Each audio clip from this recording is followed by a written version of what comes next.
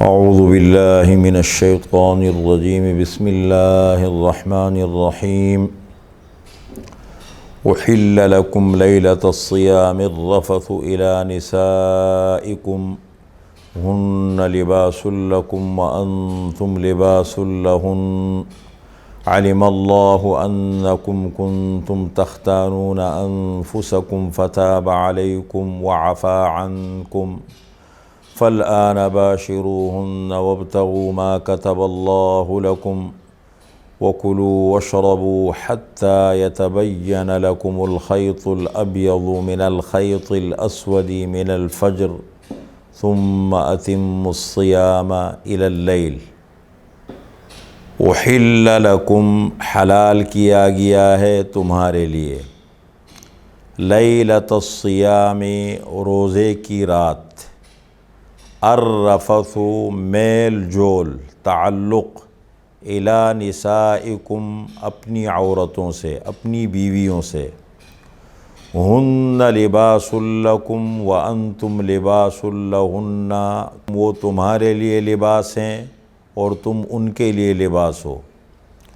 علم اللہ انکم کنتم تختانون انفسکم، اللہ تعالی جانتے ہیں کہ بے شک تم اپنی جانوں سے خیانت کرو گے۔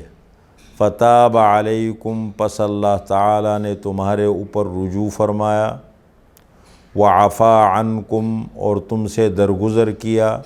فالآن باشروہن، پس اب ان عورتوں سے ملو، وابتغوا ما کتب اللہ لکم، اور تلاش کرو جو کچھ اللہ تعالیٰ نے تمہارے لیے لکھا ہے۔ وَكُلُوا وَاشْرَبُوا، اور کھاؤ پیو، حَتَّى يَتَبَيَّنَ لَكُمُ الْخَيْطُ الْأَبْيَضُ مِنَ الْخَيْطِ الْأَسْوَدِ مِنَ الْفَجْرِ، یہاں تک کہ خوب واضح ہو جائے تمہارے لیے سفید دھاگا کالے دھاگے سے، من الفجر، فجر سے۔ ثُمَّ أَتِمُّوا الصِّيَامَ إِلَى اللَّيْلِ، پھر پورا کرو روزے کو رات تک۔ یہ آیت نمبر 187 کا بڑا حصہ ہے، کچھ حصہ باقی ہے جو اعتکاف سے متعلق ہے، اس کو ہم نے ذکر نہیں کیا۔ یہ روزے سے متعلق ایک اہم حکم ہے۔ شروع میں رمضان المبارک کے روزے جب فرض ہوئے تو آیت نمبر 184 میں گزرا ہے، روزہ بڑا لمبا ہوتا تھا کہ صبح صادق پہ اگر ایک بندے نے روزے رکھا اور غروب آفتاب پر اس نے افطار کر لیا، تو افطار کرنے کے بعد جب تک آدمی جاگ رہا ہے، چاہے رات بھر جاگتا رہے، وہ کھا بھی سکتا ہے، پی بھی سکتا ہے اور اپنی جائز خواہش بھی پوری کر سکتا ہے۔ جیسے سو گیا، چاہے 1 گھنٹے کے بعد سو جائے، چاہے وہ 2 گھنٹے کے، جیسے سو گیا سوتے ہی روزہ پھر شروع ہو جاتا تھا۔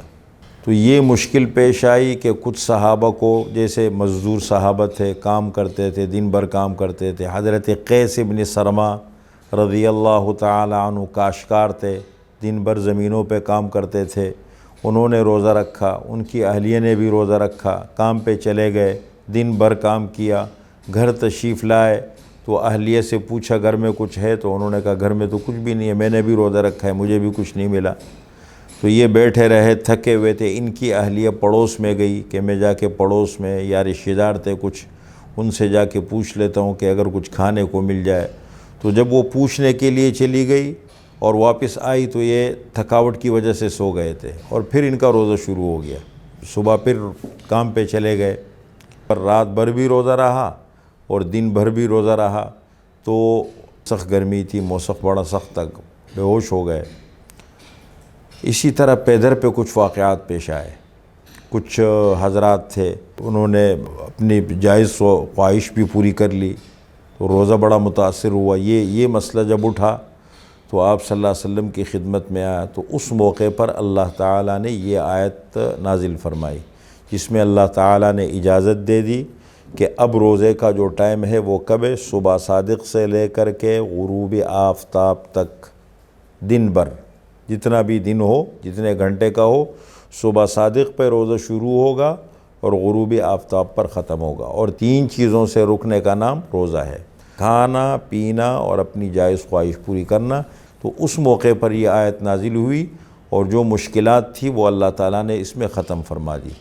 فرمایا احل لکم لیلۃ الصیام الرفث الی نسائکم، حلال کر دیا گیا ہے تمہارے لیے روزے کی رات الرفث، رفث کے معنی ہے میل جول، میاں بیوی میں جو بے تکلفی ہوتی ہے اس کو کہتے ہیں رفث، لیکن مراد ہے حقوق زوجیت، ہم بستری حقوق زوجیت۔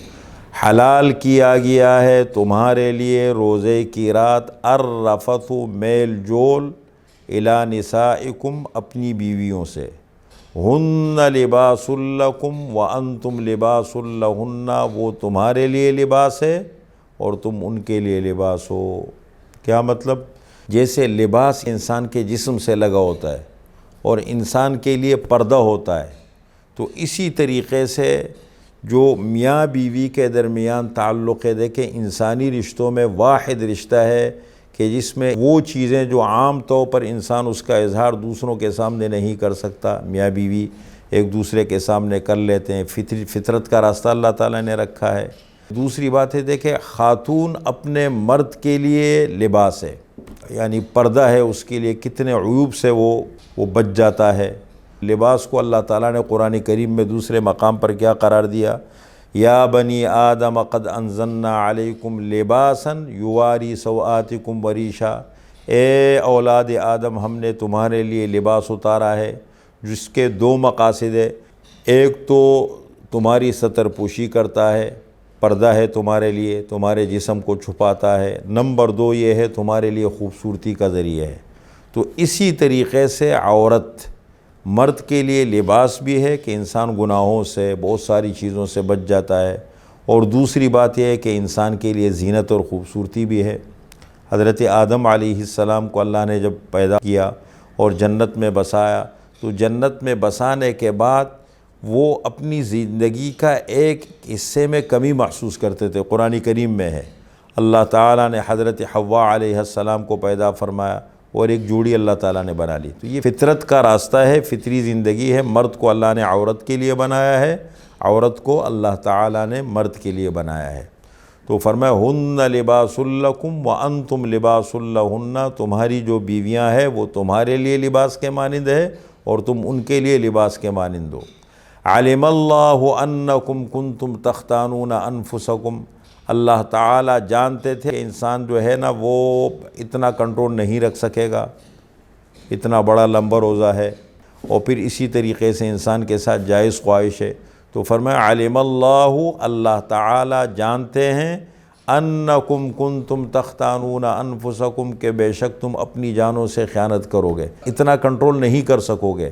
فتاب علیکم، اللہ نے تمہارے اوپر رجوع فرمایا، تمہارے اوپر توجہ فرمائی، تمہاری توبہ قبول کی۔ وعفا عنکم، اور تم سے درگزر کیا۔ اب کیا ہے حکم؟ فالآن باشروہن، پس اب ان سے مباشرت کرو، ان سے ملو۔ وابتغوا ما كتب اللہ لکم، اور تلاش کرو جو کچھ اللہ تعالیٰ نے تمہارے لیے لکھا ہے۔ اس میں اس بات کی طرف اشارہ دیا کہ نکاح کا مقصد صرف نفسانی خواہش کو پورا نہیں کرنا ہے، بلکہ نکاح کا اصل مقصد ہے نسل انسانی کی بقا اور نیک صالح اولاد۔ اصل مقصد نکاح کا یہ ہے کہ انسان گناہوں سے بچ جائے۔ قرآن کریم نے سورہ نساء میں تفصیل سے نکاح کے مقاصد کا ذکر کیا ہے کہ نکاح کا ایک مقصد یہ ہے کہ انسان کی زندگی پاک اور صاف ہو جائے، اور دوسرا مقصد یہ ہے کہ انسان کو نیک صالح اولاد ملے اور نسل انسانی کی جو بقا ہے وہ قائم رہے۔ فرمایا وابتغوا ما كتب اللہ لکم، اور تلاش کرو جو کچھ اللہ تعالیٰ نے تمہارے لیے لکھا ہے۔ وکلوا، اور کھاؤ، واشربوا، اور پیو، حتی یتبین لکم الخیط الابیض من الخیط الاسود من الفجر، یہاں تک کہ خوب واضح ہو جائے تمہارے لیے سفید دھاگا کالے دھاگے سے۔ اب یہ آیت کا ٹکڑا جب نازل ہوا تو بہت سارے صحابہ کو اس میں غلط فہمی ہو گئی۔ حضرت عدی ابن حاتم تائی کا بیٹا تھا، یہ مسلمان ہو گیا تھا، تو عدی، تو انہوں نے کیا کیا، دو ڈوریاں لی، ایک کالے رنگ کا اور ایک سفید رنگ کا، اور اس کو اپنے تکیہ کے نیچے رکھا، اور وقتاً فوقتاً اٹھتے تھے، اس کو بار بار دیکھتے تھے کہ پتہ نہیں ظاہر ہوتا ہے یا نہیں، لیکن پتہ نہیں لگا۔ حضرت عمر کے ساتھ بھی اس طرح کا واقعہ پیش آیا۔ پھر آپ صلی اللہ علیہ وسلم کی خدمت میں حاضر ہوئے کہ اللہ کے رسول اس کا کیا مطلب ہے، تو ہماری سمجھ میں، تو حضور صلی اللہ علیہ وسلم نے کیا کیا، فرمایا کہ میں نے 2 ڈوریاں رکھی تھی، ان کو دیکھتا رہا۔ تو آپ صلی اللہ علیہ وسلم نے حضرت عدی سے فرمایا ان وسادتک لعریض، عدی آپ کا تکیہ جو ہے یہ تو بہت لمبا چوڑا ہے کہ اس کے نیچے صبح صادق اور صبح کاذب دونوں آ گئے۔ پھر یہ جو آیت کا ٹکڑا ہے من الفجر، یہ فجر کا جو ٹکڑا ہے یہ بعد میں نازل ہوا، اور اس نے اس جملے کی وضاحت کر دی کہ وَكُلُوا اور کھاؤ، وَاشْرَبُوا اور پیو، کب تک، حَتَّى يَتَبَيَّنَ لَكُمُ الْخَيْطُ الْأَبْيَضُ مِنَ الْخَيْطِ الْأَسْوَدِ مِنَ الْفَجْرِ، یہاں تک کہ خوب واضح ہو جائے تمہارے لیے سفید دھاگا کالے دھاگے سے، من الفجر فجر میں سے۔ تو اس کا مطلب یہ الخیط الابیض سے مراد یہ ہے صبح صادق، اور الخیط الاسود سے مراد ہے صبح کاذب۔ صبح کے قریب قریب آسمان کے کنارے پر 2 لکیریں چلتی ہے، ایک کو صبح کاذب کہتے ہیں اور ایک کو صبح صادق کہتے ہیں۔ پہلے صبح کاذب آتا ہے، پھر اس کے بعد صبح صادق آتا ہے۔ صبح صادق کا مطلب یہ صبح صادق، سچی صبح، اس کا مطلب دن کا آغاز ہو گیا، پھر اس کے بعد اذانیں شروع ہو جاتی ہے۔ اچھا، اس میں ایک مسئلے کی وضاحت ذرا ذہن میں رکھیں، وہ یہ ہے ہمارے ہاں عوام میں عام طور پر یہ مشہور ہے، جب تک مؤذن صاحب اذان دے رہا ہے کھاتے پیتے رہو، جب اذان ختم ہو جائے تو روزہ روک لو، اب روزہ شروع ہو گیا۔ حالانکہ یہ بڑی غلط فہمی ہے، اذان ہوتی ہے فجر کی نماز کے لیے، وہ سحری کے اختتام کے لیے نہیں ہے، وہ فجر کی نماز کے لیے ہوتی ہے۔ اس لیے اس بات کا بڑا خیال رکھیں کہ صبح صادق ہوتی ہے، اس کے کافی دیر کے بعد پھر اذان ہوتی ہے، اس لیے صبح صادق جیسے شروع ہو جائے اس پر اپنا روزہ روک لینا چاہیے۔ اور اس کا بہتر طریقہ ہے، نقشے بنے ہوئے آج کل موبائل میں بھی ہیں، نہیں تو نقشے بھی تقریباً مختلف آ جاتے ہیں، اس کو سامنے رکھ کر کے دیکھیں کہ صبح صادق کب شروع ہوتا ہے۔